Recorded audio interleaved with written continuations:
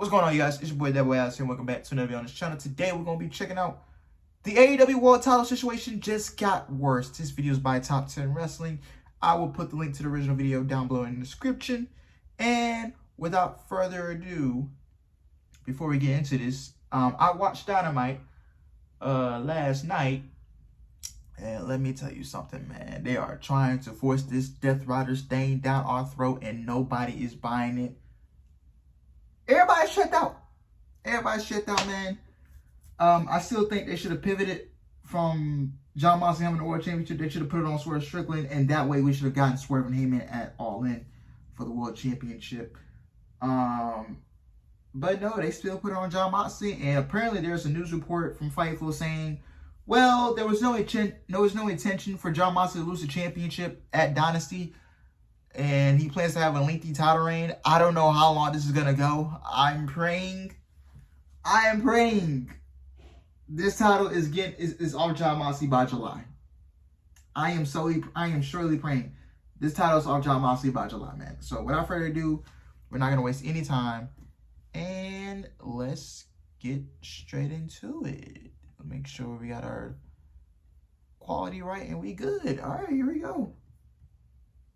Right, so this past Sunday at AEW Dynasty 2025, we of course saw AEW make a very regrettable mistake when they refused to change plans and had it so that Jon Moxley retained his AEW World title over his challenger Swerve Strickland. I don't need to say it again, I've said it 100 times in the last few videos, but I will say it again. This Jon Moxley World title reign in AEW has absolutely sucked, and it has been absolutely cooked. And Swerve Strickland winning the title at Dynasty was a perfect time to pivot and get away from what AEW's original plan was, which seems to apparently still be the plan for the AEW World title. And if recent reports are to be believed, the AEW World title scene is truly cooked and may not recover, as AEW followed up their disastrous Dynasty event with an episode of AEW Dynamite last night on Wednesday, and I think this was definitely a weird follow-up, a weird episode of AEW Dynamite, and one of the worst episodes of AEW Dynamite in 2025 so far. And let me tell you that 98% of that is completely to do with the world title scene,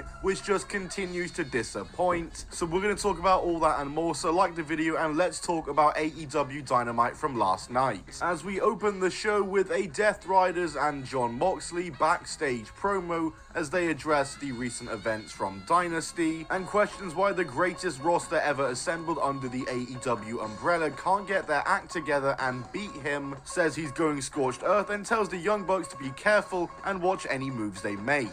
And then right after that, to open the show, Jon Moxley comes out to face Katsuyori Shibata for the opening match. And it's a shame because this match on paper, maybe only about 6 months ago, would be a match that completely appeals to me and any other AEW fan watching the show. But Jon Moxley's world title reign has been so dry, and his wrestling style is even drier currently, and his matches are so damn boring that this match doesn't even move me anymore just on paper. And as for the match itself, it totally sucked and it was a total dud. Just a slow, sluggish, heatless match that only went about 5 minutes, with Moxley getting the win obviously, and Katsuyori Shibata not coming out of this looking too good, to be honest. A very mundane and boring opener to the April edition of AEW Dynamite, which by the way, this was on my birthday yesterday on April 9th, I forgot to mention, so thank you AEW for this great birthday present of a not so great AEW Dynamite episode. And yeah, well, happy birthday, Top 10 Wrestling. Shout out to you. Great work. Keep doing your thing. I'm sorry that AEW ruined your birthday, and you had to sit through this shit.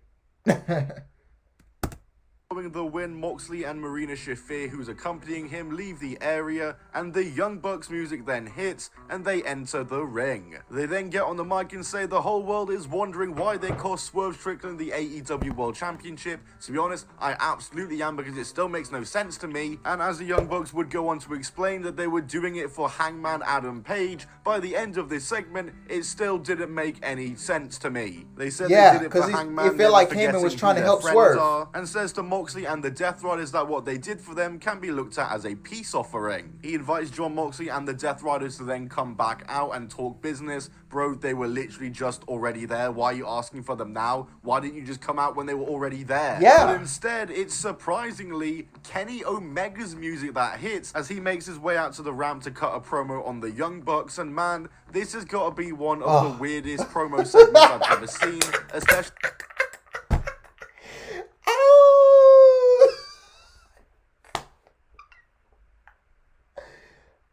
I kid you not, man. This man, I love Kenny Omega. One of the greatest ever, the mother can do it, man. But I kid you not, he came out there and the man cut a promo about this man cut a promo about dog shit, like Dookie. Oh my goodness. Like, who writes this stuff? No, the man cut a promo about dog shit. I'm sorry, man. I'm sorry. Coming from Kenny Omega. Omega, of course, has some problems with the Young Bucks, as the last time the Young Bucks were here in AEW, they were attacking an injured Kenny Omega off of his stretcher, so he must have a lot to address here, but apparently not, as Kenny Omega in this promo kind of seemed like he didn't even really want to be there. It felt like a phone promo, he was talking about poo, that's all I can really say about it. Omega then gets in the ring to go and fight the Young Bucks before the Rainmaker Kazuchika Okada's music hits, and he runs down to the ring. Please don't tell me Okada and the Young Bucks are still aligned with each other. Please don't tell me we're still in this EVP's garbage. Yeah. But before the three of them can do anything to Kenny Omega, Swerve Strickland's music hits and him and Nana hit the ring and clear the ring of the Young Bucks and Kenny Omega, as Swerve pronounces it buck hunting season, and then out comes Pac, who is out now for his match with Swerve Strickland that is taking place on this show. Another match that on paper should be pretty damn solid, and for the first couple of minutes, it absolutely was. Swerve Strickland and Pac, of course, we know how good of workers they can be. However, only a couple of minutes into the match, Swerve buckle bombs Pac into the corner, and Pac seemingly injures his ankle in this moment here. Yeah, that's unfortunate for that him. he is legitimately injured, as there's a quick pause in the match while Pac is tended to on the outside, before he gets back in the ring, and they quickly go to the finish with Swerve Strickland hitting the Swerve Stomp to get the win over Pac. And yeah, this injury with Pac is legitimate, like I said, and it really bears into question what the future of the AEW Trios titles is going to be. Of course, he is 1/3 of the Trios champions alongside Claudio and Yuta, so I just wonder what's going to happen with that. But overall, what an absolute shit show of a first 30 minutes of AEW Dynamite. Horrible match to open the show with Moxley and Katsuyori Shibata, a horrible promo segment with the Bucks and Kenny Omega, and then a match that went wrong with an injury botch with Swerve Strickland and Pac. This entire thing has left me very confused on what the actual status of the AEW World title is, because it seems as though they're now pivoting away from having Hangman and Swerve be part of that storyline, and now Kenny Omega is involved and Okada is involved. What the actual fuck is going on? And if you didn't hear me say earlier in the video, this was easily the worst part of the show, and this show was entirely dragged down by the moments with the world title and main event scenes going on. As the rest of the show I don't think was actually that bad. We had the 400,000. Yeah, man. Listen, it is. It's Anarchy in the Arena and Blood and Guts season. So this stuff is gonna go to Blood. They're gonna do an Anarchy in the Arena match. This is my prediction. AEW, they're gonna run an Anarchy in the Arena match. It's gonna be the Elite. It's gonna be the Young Bucks, Okada. That's 3. I want to say Matsuno. I want to say, because how many people is Anarchy in the Arena? I don't know. Are they taking 5 people or 4? Because has it been 5-on-5 the whole time in Anarchy in the Arena and Blood and Guts? So this is another Blood and Guts match where the Elite is going to be in it. Let's guarantee that. Let's get ready for that. Blood and Guts. It's Blood and Guts season. Anarchy in the Arena season. So this is what they're gonna do at Double or Nothing. They're gonna put Kenny Omega. They're gonna put Swerve Strickland together. They're gonna put Heyman. They're gonna put who else? Who else am I thinking? Jack Perry. The scapegoat is going to come back. Who cares? So Jack Perry, that's 4. No. I'm tripping. He'll be on the elite side. So I'm thinking Yuta, Claudio, Young Bucks, and Okada. So that's 5. So that's the Death Riders in the elite side of the team, and then the babyface side is Kenny, Swerve, Heyman, either Darby or Ospreay, and well, it could be Darby and Ospreay. Who knows? So Kenny, well, if Darby comes back alive, of course, he's got to come back alive first for that to happen. So I'm predicting Kenny, Swerve, Heyman, Ospreay, and Darby. I'm guessing Ospreay's gonna have to pull double duty because I got Ospreay in the Owen Cup final, and the finals at Double or Nothing. So we'll have to see, or it could be Eddie Kingston. If Eddie Kingston's ready to come back, but he's coming off a 20. He's coming off a legitimate major injury. Do you want Eddie Kingston's first match back to be an Anarchy in the Arena match? And a Blood and Guts match? I don't know. We'll have to see. But it's Blood and Guts season, Anarchy in the Arena, so get ready. It's going to be Death Riders in the Elite versus Swerve, Heyman, Kenny, Ospreay, Darby, maybe Eddie Kingston. I don't know. So we'll have to see. And prayers up to Pac, man. Pac, he just cannot catch up right from the injuries, man. It just seems like he can't get healthy, and it really sucks for him. And the AEW injury bug sucks, you know. Mark Davis is out with an injury. Orange Cassidy's out with an injury. Jay White is out with an injury. Now Pac is out with an injury. So it just really sucks right now in the AEW men's division with the injuries and stuff. So they're kind of catching the injury bug. So prayers up to Pac, man. I hope he gets healthy and speedy recovery.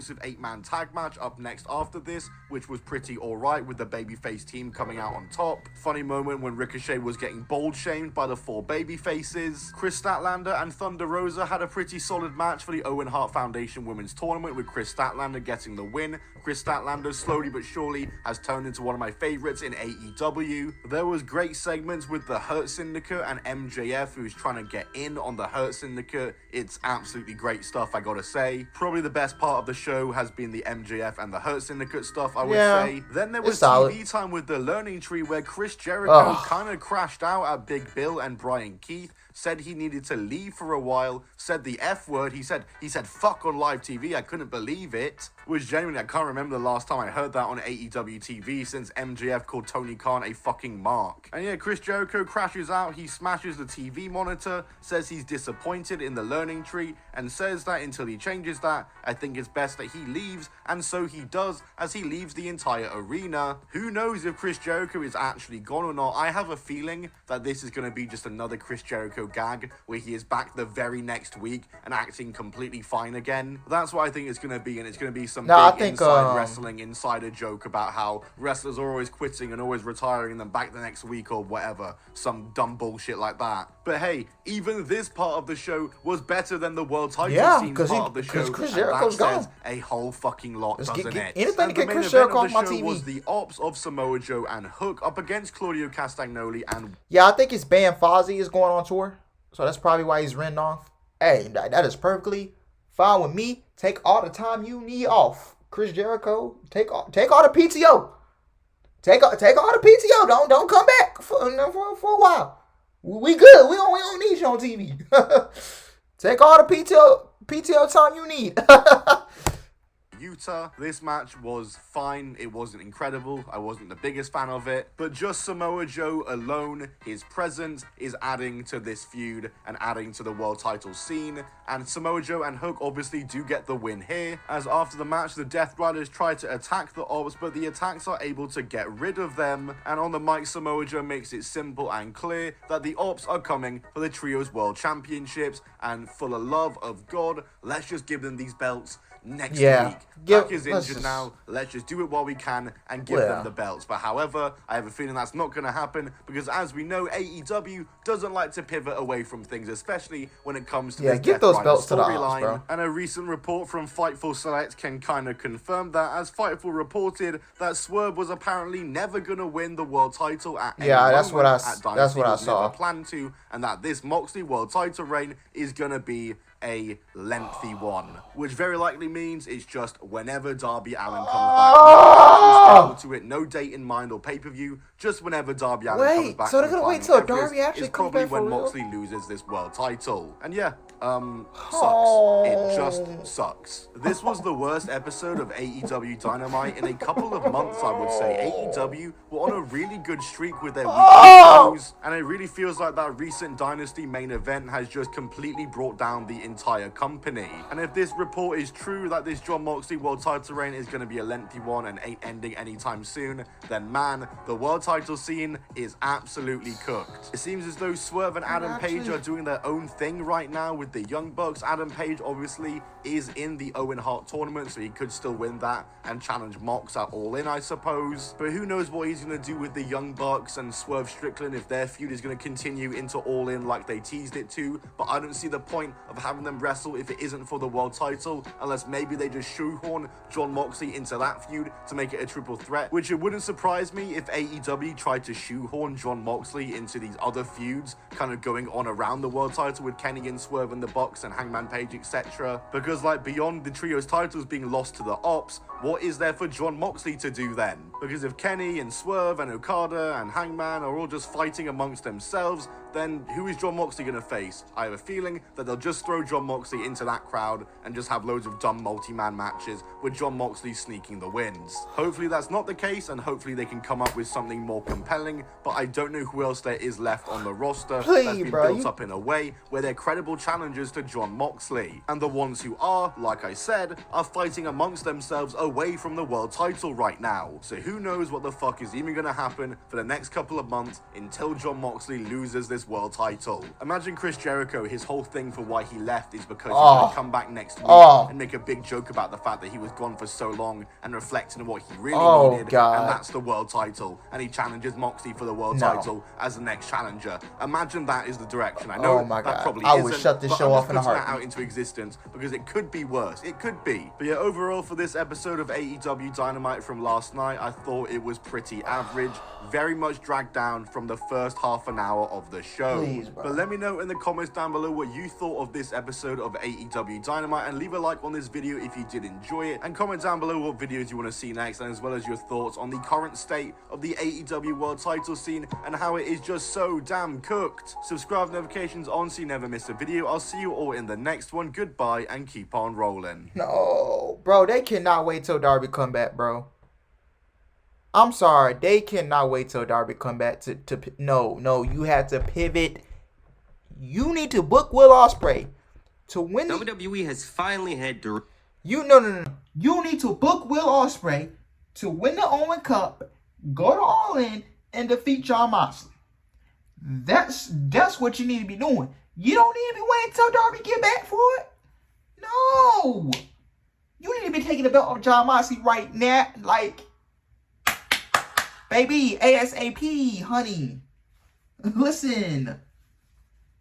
Like, come on, bring me, like, bro, Tony, give me the pen, give me the paper. I can cook for you. Damn. Like, what is we doing? You can't, I know this company is not going to wait for Darby Allin to get back to win the World Championship from Jon Moxley. No. You got to strap up. You got to put the belt on Ospreay right now. You got to do it at All In. You got to do it in Texas. You cannot. Bro, are you seriously gonna wait till Darby gets back, bro? And if you gonna wait till Darby, bro, I pray to God Darby Allin's the wild card. I really pray to God Darby Allin's the wild card. But something telling me Jack Perry is gonna be the wild card against Heyman Adam Page. That's what my gut feeling is telling me. Jack Perry's gonna come back. Oh, we're definitely we're fucked. We are fucked. I will tell you that. We're fucked, guys. We're fucked. We're cooked. This is not ending anytime soon. This is not ending anytime soon, man. Tony, you better fix this.